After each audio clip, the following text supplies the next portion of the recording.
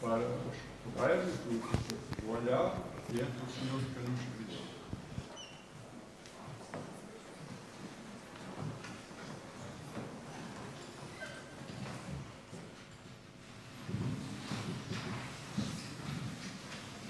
Pai do céu, mais uma vez, Senhor, estamos aqui pela Tua graça para Te agradecermos este favor imerecido de podermos aqui vir para Te louvar e aprender do Teu santo templo e termos comunhão contigo e uns com os outros. Ajuda o irmão Miguel Romba na pregação da Tua palavra e que a Tua palavra caia nos nossos corações e que assim possamos viver a Tua palavra e sermos realmente uma luz no meio deste mundo de trevas. Que nos ajude em que palavras e ações em toda a nossa vida possamos levar o Teu nome àqueles que nos desconhecem. Abençoa as criancinhas e a todos os jovens e todo o Teu povo espalhado em todo o continente, as autoridades do nosso país e todo o mundo. Derrama o Teu Espírito Santo sobre todas as almas, para que assim todos ouçam a Tua palavra e todos possamos nos preparar para a santa vinda do Senhor Jesus. Fica, Senhor, conosco, guarda-nos durante este santo sábado, é tudo quanto pedimos e agradecemos tudo, no querido amor santo do Senhor Jesus. Amém.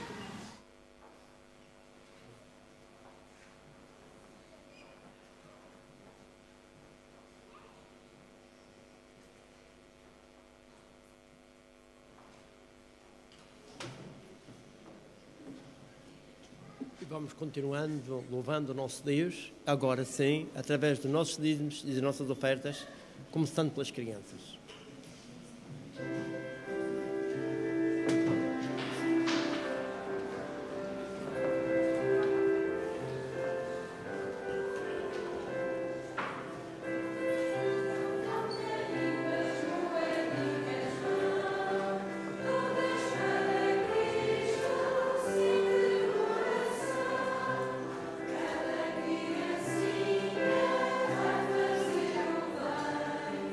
Offer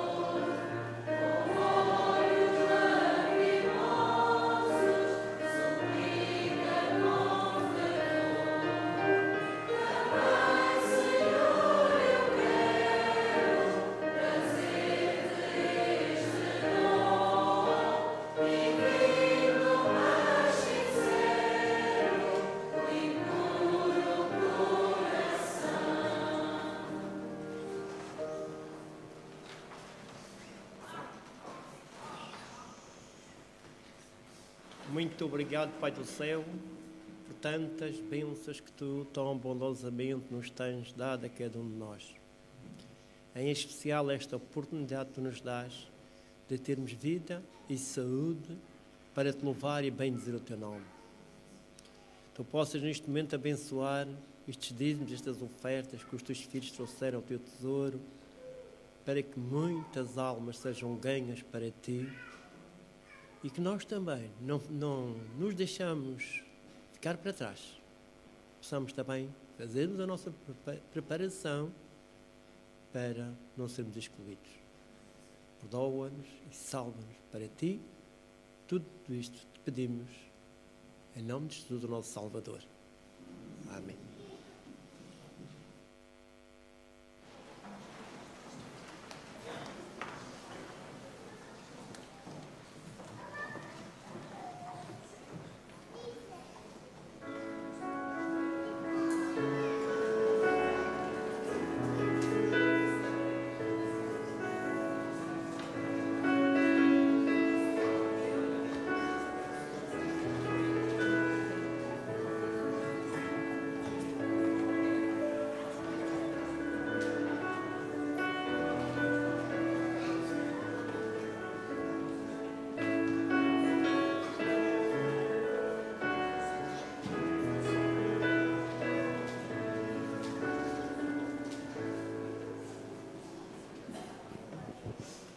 Bom dia.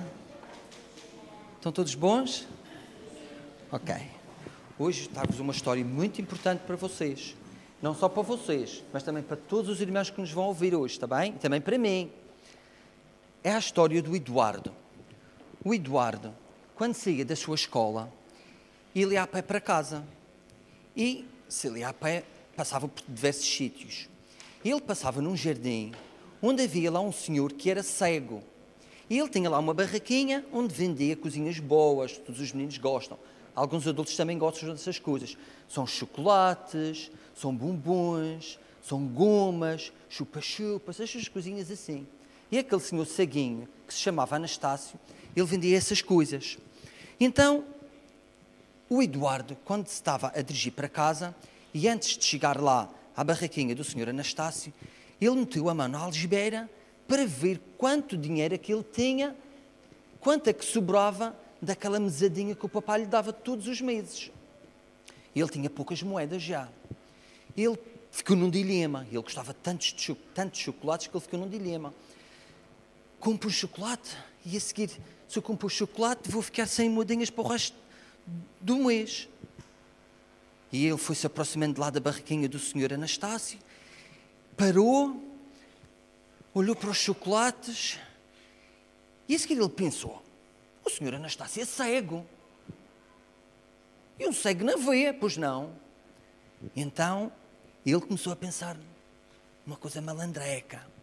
E ele foi lá com uma moedinha de €1, com 2 moedinhas de 50 cêntimos, aliás, e ele pegou em 2 chocolates e pôs, os chocolates eram €1 cada.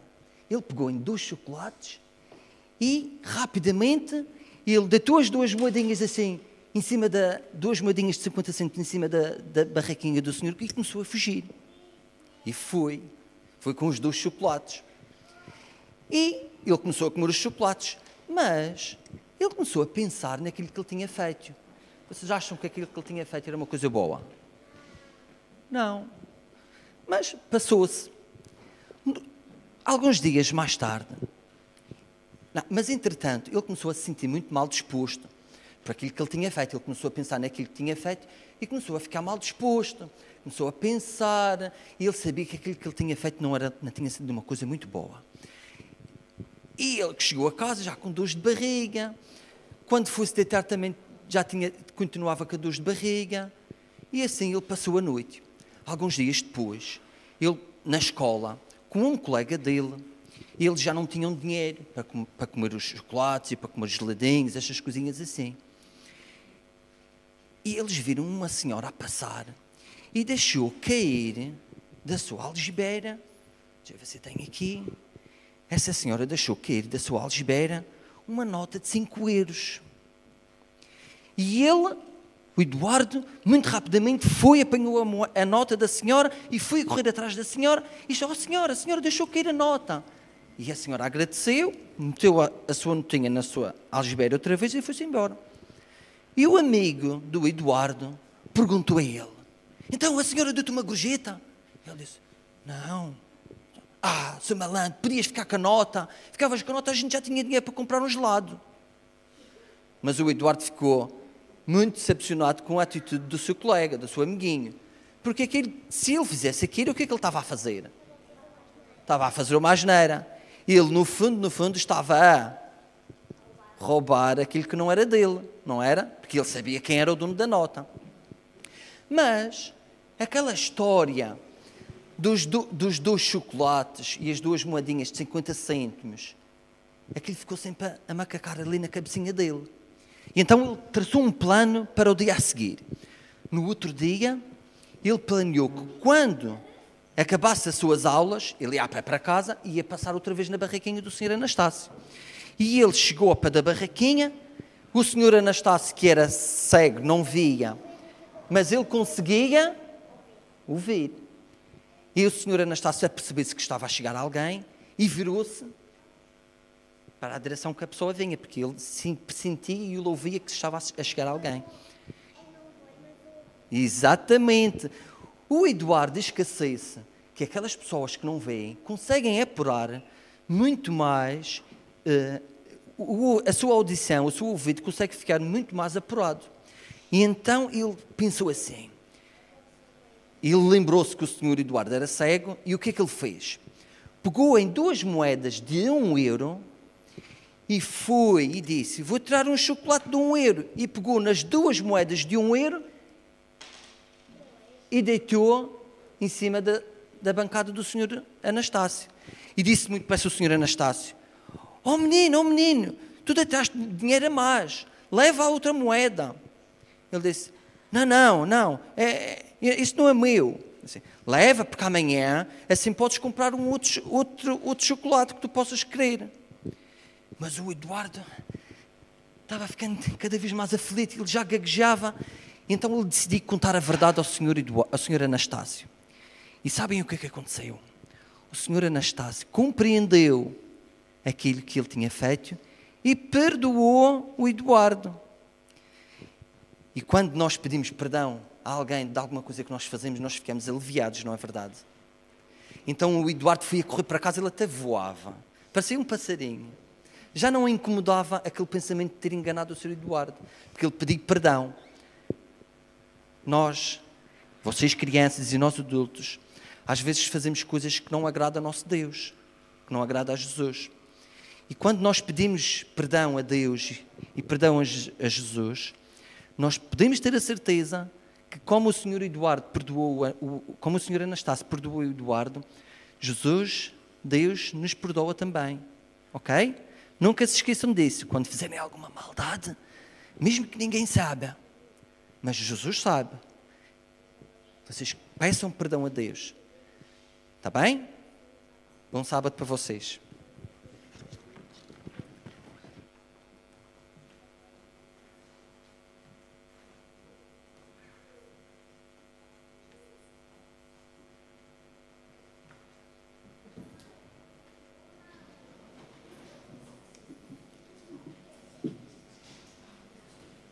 Jesus, esta manhã, convida-nos a abrir as nossas Bíblias no livro de São Mateus, no capítulo 25 e versículo 13.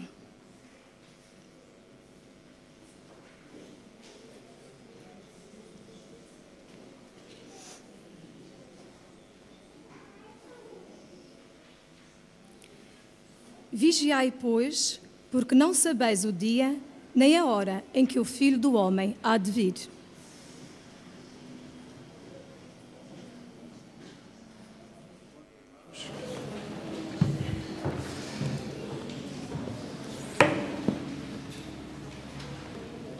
Mais ou menos no seguimento da mensagem que vos trouxe há cerca de 3 semanas, vamos hoje falar também de uma história que é por demais conhecida.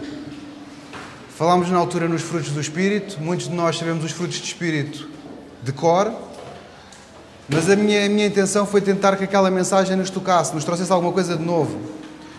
E hoje também vou-vos falar de uma parábola que é por demais conhecida, que é a parábola dos talentos, onde todos nós penso que conhecemos aquela parábola, mas aquela parábola tem uma explicação um pouco mais extensa do que simplesmente uns talentos ou alguma coisa que nós possamos fazer melhor e aperfeiçoar para Deus ou enterrar. É um pouco mais longa a minha pregação hoje e apelo à vossa paciência por causa disso. Mas penso que também é uma mensagem que mexe com tudo na nossa vida. A parábola dos talentos é uma mensagem que no seu fundo ela mexe com tudo o que nós temos. E gostava primeiro de vos contar esta parábola de um ponto de vista um pouco mais moderno. E para isso, irmãos, vou-me servir do Trimestriário dos Adolescentes que abordou este tema aqui há umas semanas. Durante toda a sua vida, John Albright desejou tirar umas longas férias. Trabalhava arduamente durante 30 anos para estabelecer a sua companhia. Contratara e treinara gerentes competentes para o supervisionarem. Agora ele ia tirar um ano para viajar, relaxar e ocupar-se de outros interesses. O Sr. Albright convocou uma reunião de trabalho. Tenho a maior confiança em cada um de vós, disse ele, para a sua equipa de executivos. Sei que irão administrar bem a companhia durante a minha ausência. Vou dar-vos um aumento extra, com o qual ireis trabalhar durante o próximo ano. Voltou-se para Richard Ortiz, gerente de produção, e disse: vou atribuir ao teu departamento uma quantia extra de 50 mil euros para o desenvolveres. Usa este dinheiro para investires, seja no que for que dê lucro à companhia. Depois falou com o chefe de pessoal, Carol Fisher. Vou dar ao teu departamento 20 mil euros para o desenvolveres, gasta-o como achares mais apropriado. Por fim, voltou-se para Vic Buchanan, chefe de manutenção. Vou dar ao teu departamento 10 mil euros para o desenvolveres, vê o que podes fazer para tornar as condições de trabalho mais agradáveis. Depois do Sr. Albright ter partido, os gestores da Albright Enterprises começaram a pensar nos seus novos orçamentos. Tenho estado a necessitar de novo equipamento, disse o chefe de produção Ortiz. Se eu puder investir em nova maquinaria, poderemos aumentar a produção e conseguir melhores lucros. Equipamento mais moderno também significa produtos melhores e as vendas subirão. Vou ver se arranjo um centro de ginástica para os empregados, disse a Sra. Carol Fisher. Os empregados irão sentir-se melhor e trabalhar melhor nos seus postos de trabalho se tiverem uma boa preparação física. Ter empregados com uma boa condição física é bom para o negócio. Mas o chefe da manutenção não parecia tão excitado a respeito da verba de 10 mil euros que recebera. Tenham cuidado, advertiu o Sr. Vince. O Sr. Albright não gosta de ideias novas a menos que estejam certas que irão resultar. Ele não vai ficar satisfeito se perderem dinheiro nestes vossos projetos. O ano passou rapidamente. Logo que chegou, os empregados deram ao Sr. Albright um lanche de boas-vindas e a seguir os executivos da companhia reuniram-se com ele na sala de reuniões. Os Srs. Richard Ortiz e Carol Fisher tinham várias pastas e folhas impressas com eles. O Sr. Vince Buchanan trouxera só uma pasta. Ora bem, disse John Albright, que fizeste com os meus 50 mil euros que te dei para desenvolveres o teu departamento? Richard Ortiz apresentou o resumo do seu relatório e entregou ao Sr. Albright. Investi em equipamento novo para produzir produtos de melhor qualidade. Calculei que isto dará um aumento de produção em relação ao ano anterior de cerca de 100 mil euros ou mais. Bom trabalho, Ortiz, retorquiu com apreço o Sr. Albright. Eu sabia que irias fazer um bom trabalho. Depois voltou-se para Carol Fisher. Que fizeste com os 20 mil euros que deixei contigo o ano passado? Ela entregou-lhe um documento muito bem escrito. Como o meu relatório indicará, descobri que os nossos empregados precisavam muito de uma boa preparação física para os ajudar a estarem em forma. Assim decidi abrir um centro de ginástica para os empregados e famílias poderem usar gratuitamente. Temos monitorizado as reações dos empregados durante a sua implementação. A moral dos empregados aumentou porque sentem que a companhia se interessa por eles. Os trabalhadores passaram a ter menos faltas por doença e isto possibilitou-os dar emprego a pessoas muito bem qualificadas porque querem trabalhar num lugar agradável como este. Este centro de ginástica poupará à companhia vários milhares de dólares cada ano. Uma ideia fantástica, Carol, exclamou o Sr. Albright. Eu sabia que te podia confiar aquela quantia de dinheiro. Ele olhou para Vince Buchanan, que estivera calado e a observar a reunião. Bem, Vince, disse o Sr. Albright, estou ansioso por saber o que fizeste com os 10 mil euros que deixei no teu departamento. Em primeiro lugar, deixe-me dizer-lhe que não se faz muito com 10 mil euros hoje em dia, respondeu o chefe de manutenção. É preciso ter-se muito dinheiro para fazer muito dinheiro. A seguir, entregou a pasta ao Sr. Albright. Como poderá ver, coloquei o dinheiro dentro das folhas desta pasta que carregava comigo todos os dias. Pensei que o senhor ficaria furioso se eu perdesse o dinheiro, em algum empreendimento mal pensado. Por isso decidi não usar dinheiro nenhum. O Sr. Albright ficou calado por uns momentos, enquanto dava uma olhadela à pasta. Depois exprimiu um profundo desabafo. Vince, disse ele numa voz firme, se sabias que eu era exigente, deverias ter feito melhor do que isto. O mínimo que poderias ter feito era pintar as casas de banho ou alcatifar a sala de entrada. A seguir ele fechou a pasta. Penso que a minha firma não pode continuar a dar emprego ao indivíduo com tamanha falta de visão. Vou ter que te despedir. Por fim, voltou-se para Richard e Carol e disse, quanto a vocês, vou pedir-vos que voltem a investir os lucros que fizeram. Vocês mostraram-me que têm imaginação, previsão e aptidão. A Albright Enterprises precisa de pessoas como vocês. Vou pagar-vos uma viagem às vossas famílias ao Havaí. Depois do vosso regresso, falaremos a respeito de um aumento do vosso salário. Encerramos aqui esta reunião. Anunciou Albright. Uma perspectiva mais moderna, mais capitalista talvez, da parábola dos talentos. Irmãos, esta parábola foi-nos dada por Jesus Cristo quando ele se encontrava no Monte das Oliveiras a falar com os seus discípulos acerca da sua segunda vinda. Especificar a certos sinais que se manifestariam quando a sua vinda estivesse próxima e ordenar aos discípulos que vigiassem e estivessem preparados. Novamente repetiu a advertência. Vigiai, pois, porque não sabeis nem o dia nem a hora em que o Filho do Homem há de vir. Mostrou então o que significa aguardar a sua vinda. O tempo não deve ser gasto em vigilância ociosa, mas em trabalho diligente. Esta lição ensinou na parábola dos talentos. Eu hoje vou-me servir, irmãos, do livro Parábolas de Jesus. Vamos analisar aqui algumas ideias, como eu disse há pouco, de como esta parábola mexe com tudo na nossa vida. A maneira como nós fazemos as coisas, como nós pensamos acerca dos assuntos, mexe com tudo. E é para isso que, apesar de ser um pouco extenso, estas especificidades, gostaria de pedir a vocês o máximo de atenção. O homem que partiu para longe representa Cristo, que ao proferir esta parábola, estava prestes a partir da terra para o céu. Os servos ou escravos da parábola representam os seguidores de Cristo. Todos os homens foram comprados por infinito preço, derramado toda a riqueza do céu neste mundo, dando-nos todo o céu em Cristo. Deus adquiriu a vontade, as afeições, a mente, a alma de todo o ser humano. Crentes ou incrédulos, todos os homens são propriedade do Senhor. Todos são chamados para o seu serviço e todos deverão, no grande dia do juízo, prestar contas da maneira em que respondem a esta reivindicação. Irmãos, isto é, digamos assim, a introdução de tudo o que nós possamos pensar na nossa vida. Porque fomos comprados por o maior preço da história da humanidade, pela morte do nosso Senhor Jesus Cristo, que, sendo Ele Rei, se fez servo e veio a este mundo morrer por nós para que nós pudéssemos ter a mínima oportunidade de um dia sermos imortais e voltarmos com eles a viver eternamente. Os seguidores de Cristo foram redimidos para servir.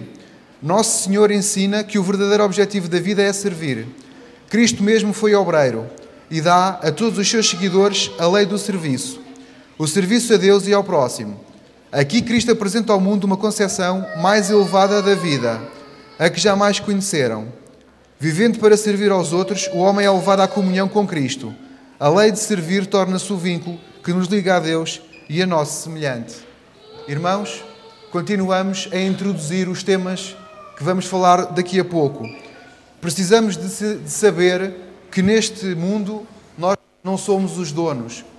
Nós somos servos. E como Jesus deu-nos o exemplo de ser o maior servo que houve, nós também, irmãos, devemos confiar nesse exemplo para não nos enganarmos e pensarmos que valemos alguma coisa em relação aos outros, mas que somos todos iguais aos olhos de Deus e que a responsabilidade de conhecer melhor é de servir melhor os outros e de o levar até às mãos de Deus. Cristo confia a seus servos, seus bens, alguma coisa que deve ser usada. Dá a cada um a sua obra. Todos têm o seu lugar no plano eterno do céu. Todos devem colaborar com Cristo para a salvação de almas. Tão certo como nos está preparado um lugar nas mansões celestes, há também um lugar designado aqui na terra, onde devemos trabalhar para Deus. Irmãos, o que eu li agora foi que todos têm o seu lugar no plano eterno do céu. Não disse que alguns tinham, disse que todos têm lá lugar, conforme está aqui escrito. Por isso, irmãos, não há nenhum de nós que possa dizer que não recebeu o talento suficiente ou nenhum dos talentos suficientes para estar um dia com Cristo no céu e que por isso não são importantes. Como falei convosco há 3 semanas, a primeira análise que fazemos é acerca dos dons do Espírito. Os talentos que Cristo confiou, especialmente os dons e bênçãos conferidos pelo Espírito Santo. E gostava agora que pudéssemos ler 1 Coríntios 12, 8 a 11. 1 Coríntios 12, 8 a 11. Em relação aos dons do Espírito. Porque para um, pelo Espírito, é dada a palavra da sabedoria, e a outro, pelo mesmo Espírito, a palavra da ciência, e a outro, pelo mesmo Espírito, a fé, e a outro, pelo mesmo Espírito, os dons de curar, e a outro, a operação de maravilhas, e a outro, a profecia, e a outro, o dom de discernir os espíritos, e a outro, a variedade de línguas, e a outro, a interpretação das línguas. Mas um só e o mesmo Espírito opera todas estas coisas, repartindo particularmente a cada um como quer. O que é que nos diz aqui, irmãos? Que nem todos os homens recebem os mesmos dons, porém, a cada servo do Mestre é prometido algum dom do Espírito. Antes de os deixar, Cristo assoprou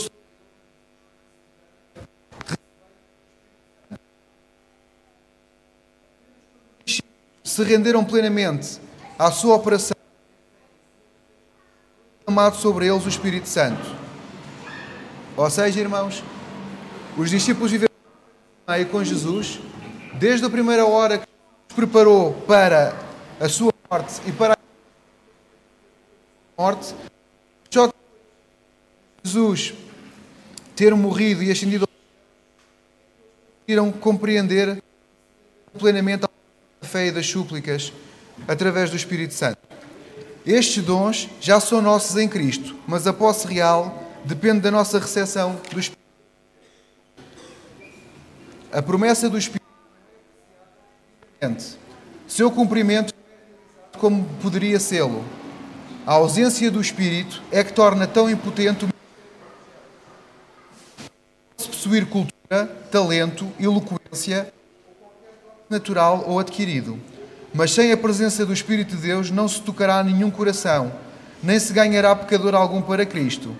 De outro lado, se estão ligados com Cristo e se possuem os dons do Espírito, os mais pobres e ignorantes dos seus discípulos terão um poder que falará aos corações. Deus faz deles condutos para a difusão no universo das mais elevadas influências. Também não é novidade. Nós podemos transpirar muito, podemos correr para muitos lados, podemos nos ocupar 24 horas da nossa vida com a mensagem de Cristo. Se nós não pedirmos a presença do Espírito Santo neste nosso trabalho, nós veremos os resultados. Veremos, irmãos, como só nos ocupamos, só nos cansamos e como não conseguimos dar frutos, porque não pedimos a presença do Espírito Santo e não colocamos no seu poder estas almas para quem trabalhamos por Deus. Outros talentos, irmãos. Os dons especiais do Espírito não são os únicos talentos representados na parábola. Esta inclui todos os dons e dotes originais ou adquiridos, naturais ou espirituais. Todos devem ser empregados no serviço de Cristo, tornando-nos discípulos seus. Rendemo-nos a Ele com tudo o que somos e temos. Devolve-nos Ele, Deus, então, essas dádivas purificadas e enobrecidas, para que as utilizemos para a sua glória e abençoar nossos semelhantes. Ou seja, irmãos, os talentos que Deus nos dá não são para nosso próprio consumo, não são para a nossa própria honra. São, irmãos, para trabalharmos com eles e abençoar os nossos semelhantes através das verdades e das mensagens que Deus quer que nós levamos ao mundo para que o mundo saiba quem é Deus. O uso dos talentos. A questão que mais nos interessa não é quantos recebi, mas o que faço com o que tenho. O desenvolvimento de todas as nossas faculdades é a primeira obrigação que devemos a Deus e a nossos semelhantes. Ninguém que não esteja crescendo diariamente em capacidade e utilidade está cumprindo o propósito da vida. Fazendo profissão de fé em Cristo, comprometemos-nos a tornar-nos tudo quanto nos seja possível como obreiros para o Mestre, e devemos cultivar cada faculdade ao mais elevado grau de perfeição para que possamos fazer o maior bem que formos capazes de realizar.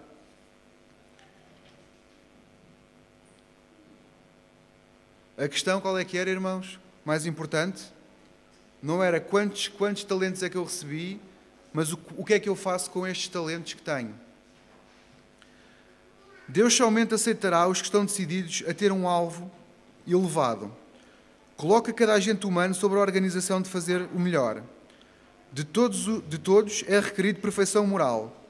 Precisamos compreender que imperfeição de caráter é pecado. Às vezes pensamos que isto é uma coisa que nem sequer se nota muito na nossa vida e que nós às vezes conseguimos esconder isso dos outros, mas não o podemos esconder de Deus, irmãos. E imperfeição de caráter é pecado. Todos os justos atributos de caráter habitam em Deus como um todo perfeito e harmonioso. E todo aquele que aceita a Cristo como Salvador pessoal tem o privilégio de possuir estes atributos. Enquanto preparava este estudo, irmãos, para vos trazer hoje, pensei em primeiro lugar em mim. E é com este sentimento que vos apresento esta mensagem hoje, irmãos. De que eu também, tudo o que está aqui escrito também é para mim, e isto também tem que falar ao meu coração para mudar a minha vida. Os que querem ser co-obreiros de Deus devem esforçar-se para aperfeiçoar cada órgão do corpo e qualidade da mente. Verdadeira educação é o preparo das faculdades físicas, mentais e morais para a execução de todo o dever. É o adestramento do corpo, mente e alma para o serviço divino. Esta é a educação que perdurará para a vida eterna. O caráter nobre é ganho por esforço individual mediante os méritos e a graça de Cristo. Deus dá os seus talentos e as faculdades mentais. Nós formamos o caráter. É formado por combates árduos e renhidos com o próprio eu. Quando nós falamos em caráter, irmãos, sabemos que é a única coisa que vamos levar para o céu. Mas a irmã White lembra-nos aqui que nós temos que fazer esforço individual nesta parte, mas que só através da graça de Cristo é que poderemos mesmo ter o caráter que deve ser formado para a eternidade. Ninguém diga, não posso remediar meus defeitos de caráter. Se chegardes a esta decisão, certamente deixareis de alcançar a vida eterna. A impossibilidade está na nossa própria vontade. Se não quiserdes, não vencereis. A dificuldade real vem da corrupção de um coração não santificado e da involuntariedade de se submeter à direção de Deus. Muitos a quem Deus capacitou para fazer trabalho excelente, pouco conseguem, porque pouco empreendem. Milhares passam esta vida como se não tivessem alvo definido para o qual viver, nem norma para alcançar. Os tais receberão a recompensa proporcional às suas obras. Circunstâncias adversas devem criar a firme determinação de vencê-las. A transposição de um obstáculo dará maior capacidade e ânimo para avançar. Devemos agradar a Deus em cada aspecto da formação do nosso caráter. O caráter formado segundo a semelhança divina é o único tesouro deste mundo que poderemos levar para o futuro. Os seres celestiais cooperarão com o agente humano que procura com fé decidida a perfeição de caráter que se manifeste na ação perfeita. A todo o que se empenha nesta obra, Cristo diz, estou à sua destra para o auxiliar. E vamos começar agora a falar em certas e determinadas coisas, pontos mesmo, específicos. E vamos começar pelas faculdades mentais. Deus requer o cultivo das faculdades mentais. É seu desígnio que os seus servos possuam mais inteligência e mais claro discernimento que os mundanos, e se desagrada dos que são muito descuidados ou muito indolentes para se tornarem obreiros eficientes e bem preparados. Se for submetido à direção do Espírito, quanto mais perfeitamente cultivado o intelecto, tanto mais eficazmente poderá ser usado no serviço do Senhor. O homem iletrado, que é consagrado a Deus e aspira a abençoar os outros, pode ser e é utilizado pelo Senhor no seu serviço. O Senhor deseja que obtenhamos toda a instrução possível, com o objetivo em vista de partilhar com os outros conhecimento. Ninguém pode saber onde nem como será chamado para labutar ao falar para Deus. Somente nosso Pai Celeste vê o que pode fazer o homem. Aproveitemos, irmãos, todas as oportunidades ao nosso alcance para fortalecer o intelecto. Seja o estudo de livros combinado com o útil trabalho manual e assegure-se por esforço fiel, vigilância e oração a sabedoria que é de cima. Isto lhe dará a educação completa. Se assim você pode crescer no caráter e ter influência sobre outras mentes, habilitando-as e conduzi-las na vereda da justiça e da santidade. Vamos agora falar um pouco acerca da nossa linguagem. Com a voz, convencemos e persuadimos com ela, e com ela elevamos orações e louvores a Deus, e também falamos a outros do amor do Redentor. Devemos acostumar-nos a falar em tom agradável, usar linguagem pura e correta e palavras amáveis e corteses. Procurando corrigir ou reformar a outros, devemos ter cuidado com as nossas palavras. Serão um cheiro de vida para vida ou de morte para morte. Quando censuram ou aconselham, muitos usam linguagem áspera e severa, palavras que não são adequadas para curar a alma ferida. Por essas expressões desavisadas é irritado o espírito e os errantes são muitas vezes instigados à rebelião. Todos os que quiserem advogar os princípios da verdade precisarão receber o celeste óleo do amor. Sob todas as circunstâncias, a censura deve ser expressa com amor.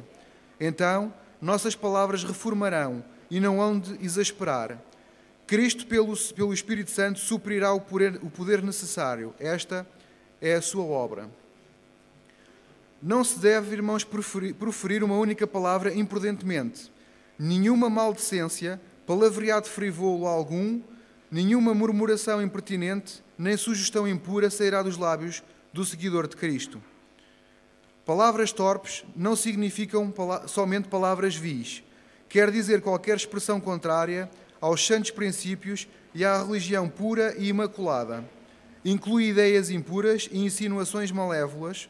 Se não forem repelidas imediatamente, conduzem a grande pecado. É dever de toda a família e de cada cristão individual obstar o curso da linguagem corrupta. Quando em companhia de quem se deleita em palestras tolas, é nosso dever mudar o assunto da conversação, se possível. Com o auxílio da graça de Deus, devemos calmamente proferir algumas palavras ou introduzir um tema que oriente a conversa para terreno mais aproveitável. Como seguidores de Cristo, nossas palavras devem ser um auxílio e encorajamento a outros na vida cristã. É bom falarmos da misericórdia e longanimidade de Deus e da incomparável profundeza do amor do Salvador.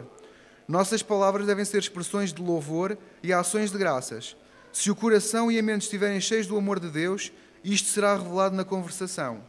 Não nos será difícil transmitir aquilo que experimentamos na vida espiritual. Irmãos, temos aqui um sinal de como a nossa vida estará ou não nas mãos de Deus, através das nossas conversas, através dos temas dessas mesmas conversas, e que nós aqui possamos fazer um exame à nossa consciência para ver se estamos mais perto do objetivo ou não. Iremos agora falar da influência, a influência que cada um de nós tem à sua volta. A influência de Cristo foi uma influência sempre crescente e ilimitada, influência que o ligava a Deus e a toda a família humana. Ninguém pode ser independente de seu próximo, porque o bem-estar de cada um afeta os outros. É propósito de Deus que cada um se sinta imprescindível ao bem-estar dos outros e procure promover a sua felicidade. Toda a alma está circundada de uma atmosfera própria que pode estar carregada do poder vivificante da fé, do ânimo, da esperança e perfumada com a fragrância do amor. Ou pode estar pesada e fria com as nuvens do descontentamento e egoísmo, ou intoxicada com o contacto mortal de um pecado acariciado. Pela atmosfera que nos envolve, toda a pessoa com quem nos comunicamos é consciente ou inconscientemente afetada. Esta é uma responsabilidade de que não nos desejamos livrar. Nossas palavras, nossos atos, nosso traje, nosso procedimento, até a expressão fisionómica têm a sua influência. Atire uma pedra para um lago e forma-se uma onda, e a ela se seguem outras, crescendo as mesmas. O círculo amplia-se até atingir a margem. O mesmo se dá com a nossa influência. Além do nosso conhecimento e arbítrio, ela atua em outros para bênção ou maldição. Temos uma grande responsabilidade, irmãos, na maneira como nos pomos na nossa vida, como nos colocamos, como falamos, como nos vestimos. Tudo tem uma influência a quem nos rodeia, para o bem ou para o mal. O caráter é um poder. O testemunho silencioso de uma vida sincera, desinteressada e pia exerce influência quase irresistível, manifestando em nossa vida o caráter de Cristo. Com ele cooperamos na obra de salvar almas. Somente revelando em nossa vida o seu caráter é que podemos com ele colaborar. Quase todos os seus atos testemunharam. Se todos os seus atos testemunharem que amam a Deus sobre todas as coisas e ao próximo como a si mesmos, então a Igreja terá o poder de abalar o mundo, irmãos. Contudo, não deve ser olvidado que a influência não deixa de ser um poder para o mal. É terrível alguém perder a sua alma, mas causar a perdição de outras almas ainda o é mais. Que nossa influência seja um cheiro de morte para a morte é um pensamento horrível. Contudo, é possível. Muitos que professam a juntar com Cristo estão espalhando. Este é o motivo de a Igreja ser tão fraca. Muitos tomam a liberdade de criticar e acusar. Expressando suspeitas, inveja e descontentamento, entregam-se a Satanás como instrumentos. Antes que reconheçam o que estão fazendo, o adversário, por meio deles, conseguirá atingir o seu propósito. Nada há em nós com que possamos influenciar a outros para o bem. Se reconhecermos nossa falta de recurso e necessidade de poder divino, não confiaremos em nós mesmos. Não sabemos que consequências terão um dia, uma hora ou um momento, e nunca deveremos começar o dia sem encomendar nossos caminhos ao Pai Celeste. Anjos seus são comissionados para velarem por nós, e se nos colocarmos sob a sua proteção, no tempo de perigo, estarão à nossa destra. Quando inconscientemente estivermos em perigo de exercer influência má, os anjos estarão ao nosso lado, orientando-nos para um melhor procedimento, escolhendo-nos as palavras e influenciando-nos as ações. Assim, nossa influência pode ser silenciosa e inconsciente, mas forte para atrair outros a Cristo e ao mundo celeste. Irmãos, esta ideia de que nós devemos encomendar os nossos caminhos ao Pai Celeste logo de manhã quando acordamos, penso que é uma experiência que todos nós já fizemos. É mais fácil para nós nos lembrarmos de Deus ao longo do nosso dia, quando começamos o dia com Ele, do que quando passamos um dia, 2 dias, 3 dias, sem lhe darmos atenção nenhuma e sem partilharmos algum tempo com Ele. Porque aí, irmãos, a primeira coisa que nos vamos lembrar é de nós, da nossa força, do nosso orgulho e de como nós conseguimos resolver os nossos problemas. Sendo que muitas vezes poderemos sofrer bastante com isso e só depois, quando já virmos que não conseguimos fazer mais nada, então iremos cair aos pés do Salvador e iremos lhe pedir ajuda e Ele nos irá dar essa ajuda para resolver os assuntos e os problemas. Quando se tivéssemos ido a Ele logo do princípio, já tínhamos as coisas mais despachadas e já tínhamos perdido, ou melhor, poupado tempo e perdido esta angústia que nos ajudou, ou que nos ajuntou. Outro dom que Deus nos dá é o nosso tempo. E nós dizemos que o nosso tempo nós fazemos o que nós queremos porque ele é nosso. Nós podemos viver como nos apetece. Mas não é isso que a irmã White nos diz aqui. O nosso tempo pertence a Deus. Cada momento é seu e estamos sob a mais solene obrigação de aproveitá-lo para a sua glória. De nenhum talento que nos concedeu requererá a Ele mais estrita conta do que do nosso tempo. Cristo considerava precioso todo o momento e assim devemos considerá-lo. A vida é muito curta para ser esbanjada. Temos somente poucos dias de graça para nos prepararmos para a eternidade. Não temos tempo para dissipar, tempo para devotar aos prazeres egoístas, tempo para contemporizar com o pecado. Agora é que nos devemos formar o caráter para a futura vida imortal. Agora é que nos devemos preparar para o juízo investigativo. Somos advertidos a remir o tempo. O tempo esbanjado nunca poderá ser recuperado. Porém, não podemos fazer voltar atrás nem sequer um momento. A única maneira de podermos remir o nosso tempo consiste em utilizar o melhor possível o que nos resta, tornando-nos co-obreiros de Deus em seu grande plano de redenção. Os pais devem ensinar seus filhos o valor e o bom uso do tempo. Os pais não podem cometer pecado maior que permitir que seus filhos nada tenham para fazer. As crianças aprendem logo a amar a ociosidade. e tornam-se homens e mulheres inúteis e sem recursos. Hábitos indolentes e descuidosos, tolerados no trabalho secular, serão introduzidos na vida religiosa e nos tornarão incapazes de fazer obra eficiente para Deus. Muitos que pelo trabalho aplicado seriam uma bênção para o mundo, foram arruinados pela ociosidade. A falta de ocupação e de propósito inabalável abre a porta para milhares de tentações. É como diz aquele provérbio que mente desocupada, a oficina do diabo. Por isso, irmãos, que nós possamos pensar que sempre que estamos mais ociosos, em que coisas é que nós estamos a pensar, e que se nós voltarmos a nossa vida para Deus, Ele tem sempre coisas para nos ocupar. Um outro dom que Deus nos dá é o dom da saúde. É a saúde uma bênção de que poucos apreciam o valor. Contudo, dela depende, em grande parte, a eficiência das nossas forças mentais e físicas. Nossos impulsos e paixões têm a sua sede no corpo, e o mesmo deve ser conservado na melhor condição física e sob as melhores influências espirituais para que façamos o melhor uso dos nossos talentos. O mau uso das nossas forças físicas abrevia o período de tempo em que a nossa vida pode ser usada para a glória de Deus e nos incapacita para cumprir a obra que Deus nos deu para fazer. Condescendendo com a formação de maus hábitos, recolhendo-nos tarde, satisfazendo o apetite com prejuízo da saúde, pomos os fundamentos da debilidade.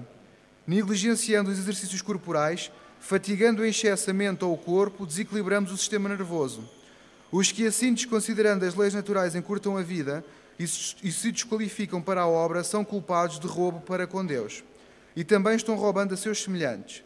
A oportunidade de abençoar os outros, que é justamente a obra para cuja execução Deus nos enviou ao mundo, foi abreviada por seu próprio procedimento e incapacitaram-se para fazer o mesmo que poderiam ter realizado num espaço de tempo mais breve. O Senhor considera-nos culpados quando por nossos hábitos prejudiciais privamos o mundo do bem. Transgressão da lei física é transgressão da lei moral, pois Deus tanto é autor de uma como da outra. Sua lei está escrita com o seu próprio dedo em cada nervo, cada músculo e cada faculdade que confiou ao homem. E todo o abuso de qualquer parte do nosso organismo é uma infração dessa lei. Quem permanece em ignorância voluntária das leis do seu físico e as viola por ignorância, está pecando contra Deus. Nossos hábitos devem ser submetidos ao domínio de uma mente que, por sua vez, esteja sob a direção de Deus. Quantos de nós já ouvimos falarem connosco pessoas que estão rapidamente degradando a sua qualidade física através de vícios, dizer o corpo é meu, eu faço com ele o que eu quero? Muitas vezes isto também passa para nós esta ideia, irmãos. Mas Deus chama-nos a atenção de que não é assim e que temos uma responsabilidade de, enquanto vivermos nesta terra, de trabalhar para Ele.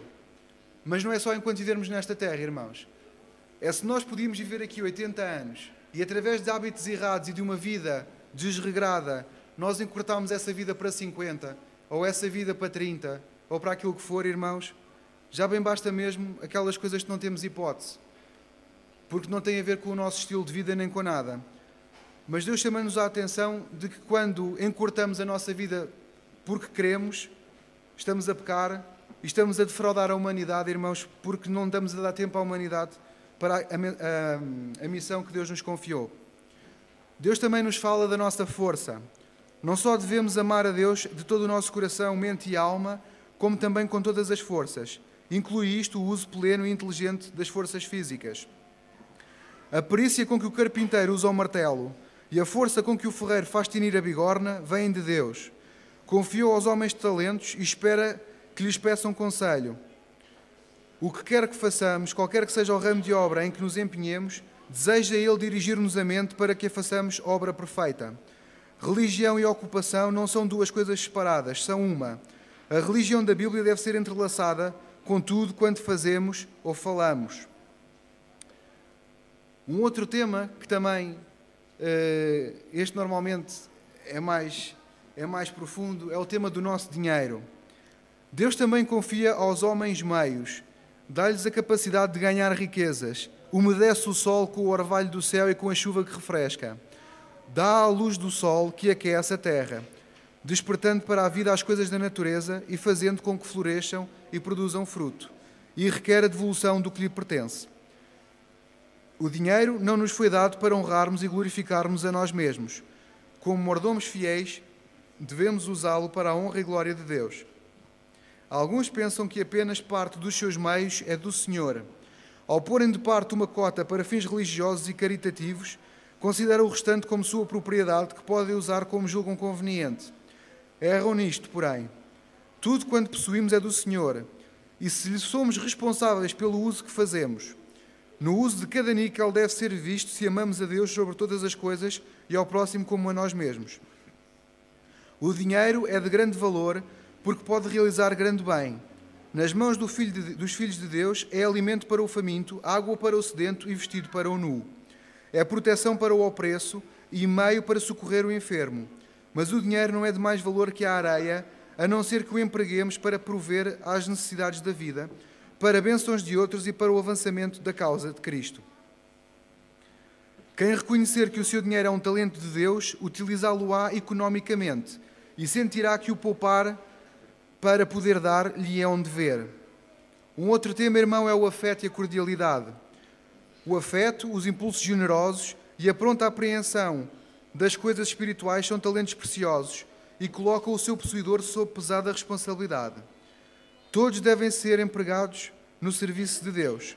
Nisto muitos erram, porém, satisfeitos com a posse destas qualidades, deixam de introduzi-las no serviço ativo para com os outros. Irmãos, o nosso afeto e a nossa cordialidade só serão alguma coisa de bom para nós quando o partilhamos com os outros e quando trabalhamos para eles em serviço. Vamos agora analisar, irmãos, depois destes temas mais específicos, a questão da multiplicação dos talentos. Talento usado é talento multiplicado. Como nós podemos ver na parábola dos talentos, irmãos, aqueles que usaram o talento, foi-lhes multiplicado esses mesmos talentos. O êxito não é resultado do acaso nem do destino. É a operação da providência de Deus, a recompensa da fé e descrição da virtude e do esforço perseverante. O Senhor deseja que utilizemos todos os dons que possuímos, e se assim fizermos, teremos maiores dons para empregar.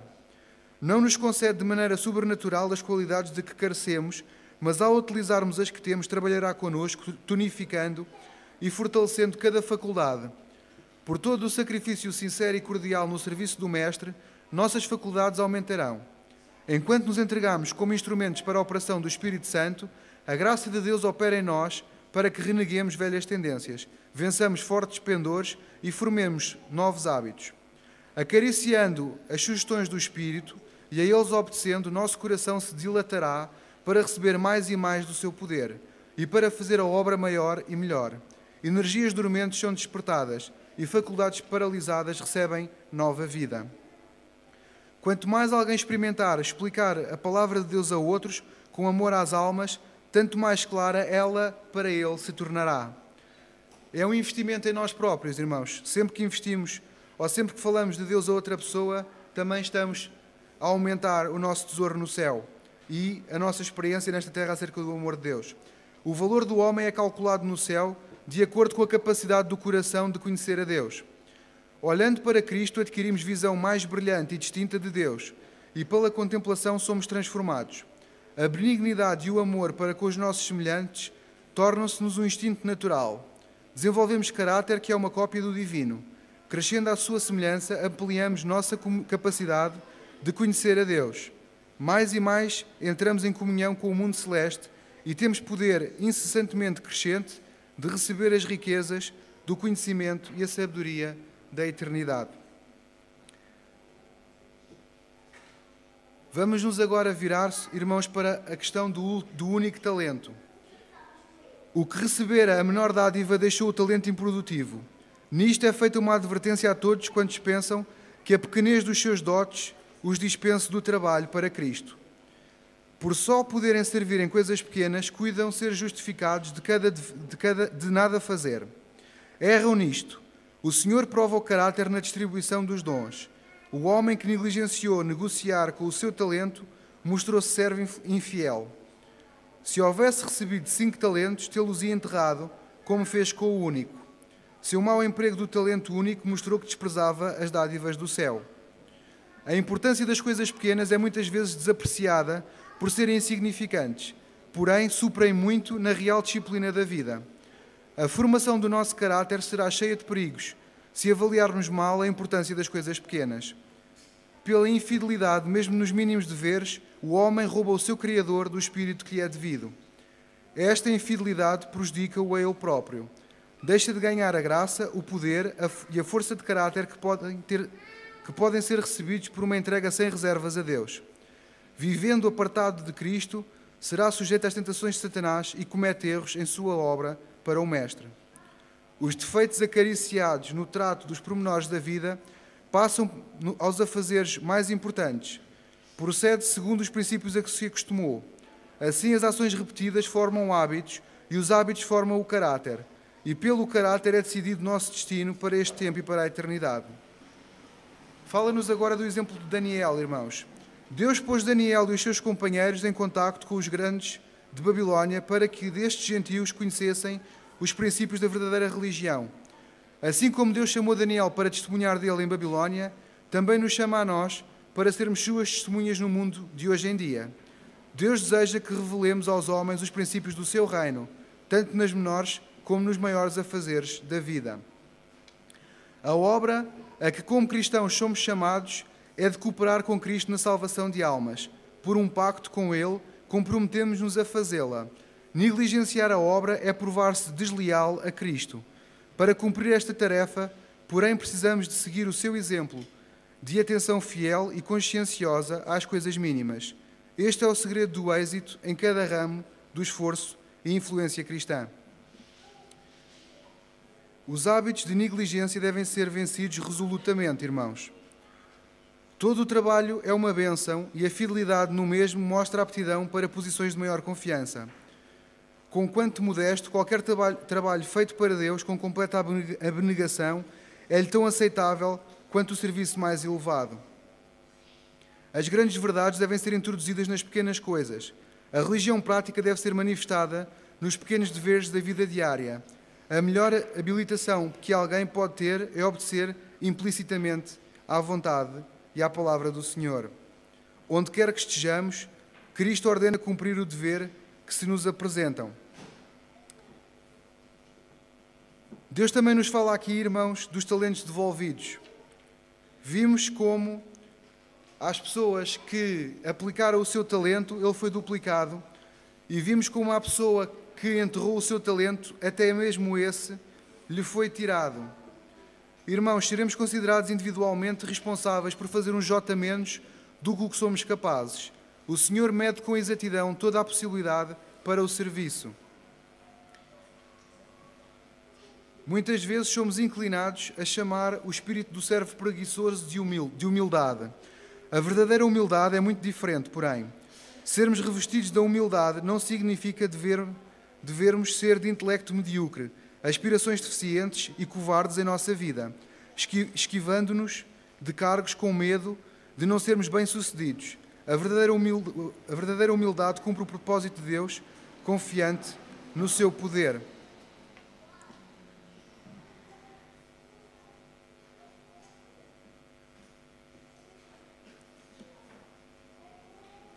No final desta parábola, irmãos, há uma sentença. E essa sentença é: lançai, pois, o servo inútil nas trevas exteriores.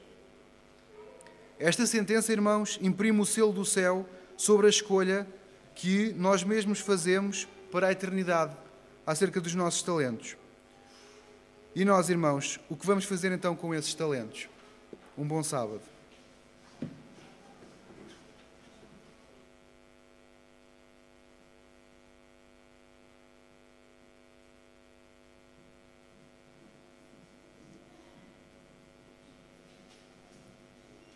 Para concluirmos a mensagem da Palavra de Deus nesta manhã, vamos cantar o benefixado 330, 3, 3, 0.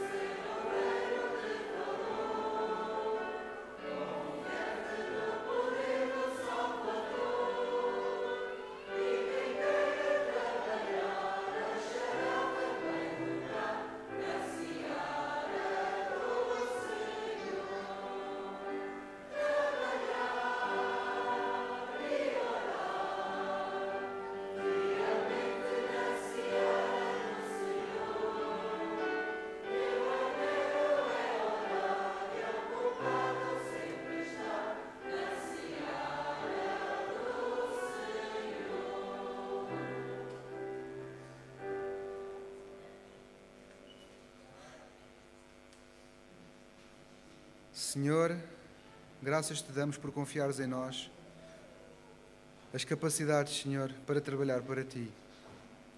Sabes como muitas vezes, Senhor, com baixa autoestima, de alguma maneira, Senhor, achamos que não temos capacidades. Que nós possamos ver, Senhor, e que possas abrir os nossos olhos para que nós possamos ver aquilo que podemos fazer com o Teu Espírito em nós e não, Senhor, só simplesmente com os nossos olhos ao sentir-nos de que nada somos capazes. Sabes como, Senhor, pequenos que somos, mas nas Tuas mãos podemos fazer grandes coisas. Sabes também como, Senhor, na nossa vida nada está isento da Tua direção. Não há nenhum tema na nossa vida, Senhor, que nós possamos dizer que não Te pertence. Vem, Senhor, nos ajudar a ter sempre isso na nossa mente, para que, Senhor, nos possamos chegar a Ti e depositarmos na Tua vida, Senhor, o controle de tudo aquilo que fazemos. Senhor, nos Teus braços de amor, Te quero depositar esta igreja. Que, Senhor, mesmo inconscientemente ou conscientemente, nós possamos mudar os nossos hábitos, Senhor, que nos afastam de Ti e que, Senhor, na nossa vida possamos ir mais e mais além na Tua força, no Teu poder. Sabes como, Senhor, somos preciosos aos Teus olhos. Foi por isso que derramaste o Teu dom mais precioso, o Teu Filho Jesus. Vem, Senhor, nos ajudar a ter sempre isto presente na nossa vida e que, Senhor, possamos verdadeiramente abalar o mundo quando estamos contigo e na Tua força e que cada dia, Senhor, da nossa vida seja um crescendo em relação contigo, em nome de Jesus.